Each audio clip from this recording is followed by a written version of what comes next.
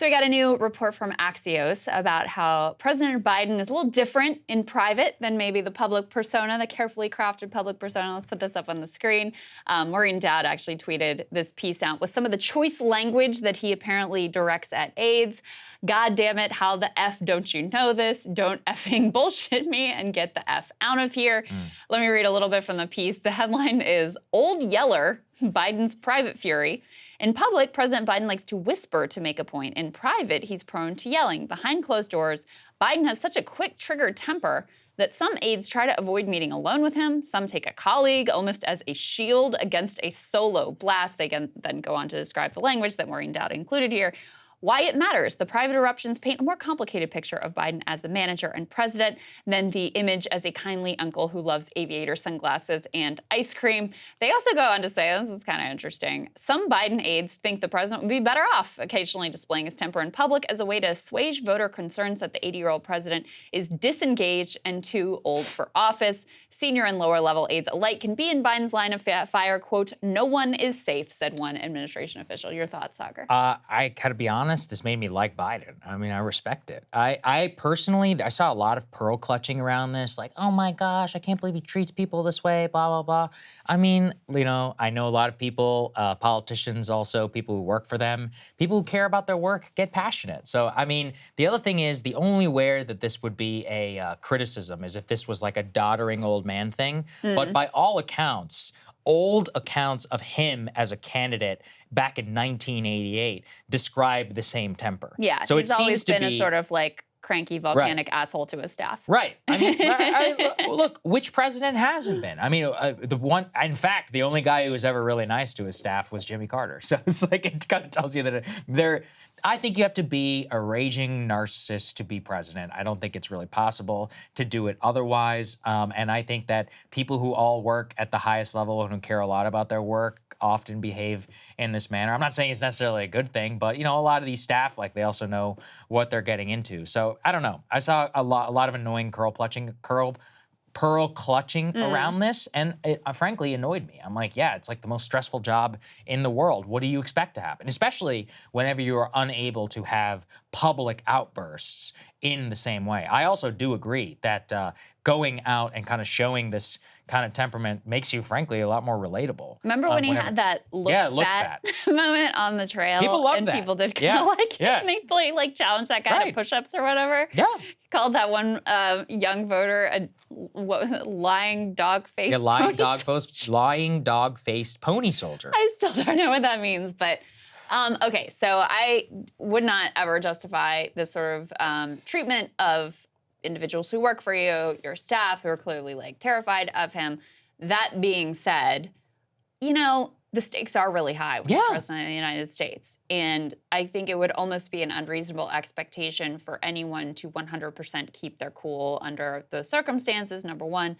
Number two, it is amazing to me the areas that the media decides to critique. Like, this is the problem you have with Joe Biden? Such a good point. Yeah, this is the one? Such a good point. We played this week them defending, The View defending Joe Biden over, like, literally not acknowledging one of his grandchildren. They're willing to go to bat for him over that. But then when it comes to, like, you know, oh, he said some naughty words in the office, let's do a whole expose. And then even bigger than that, I mean, some of the policy choices, the abandonment of key campaign promises, everything from, you know, the PRO Act, minimum wage, public option is just, like, completely disappeared.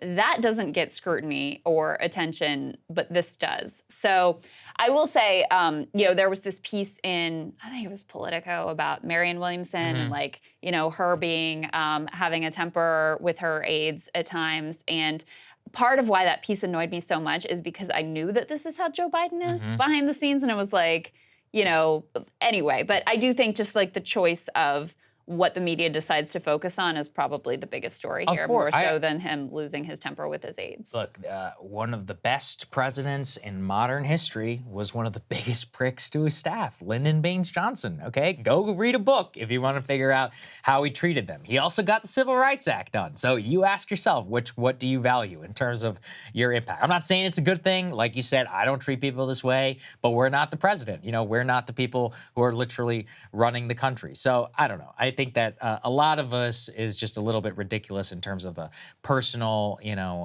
critiques, as you said.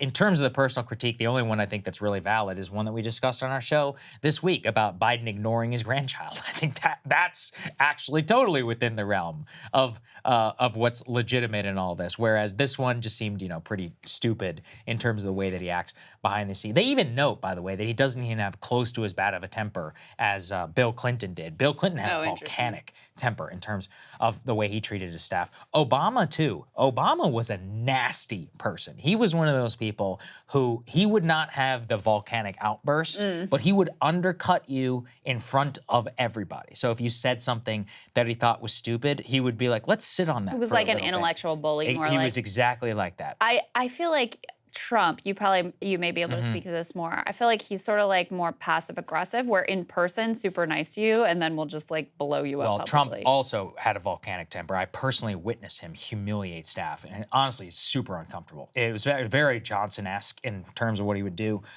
Can't go into all the details, but he would effectively like call people in and like make them stand up while he questioned them from behind the Oval Office, sitting like this with a scowl on his face, and he would kind of make them tap dance a little bit. And he would do this in front of me and in front of other people. Yeah. To basically prove, he'd be like, look at these people.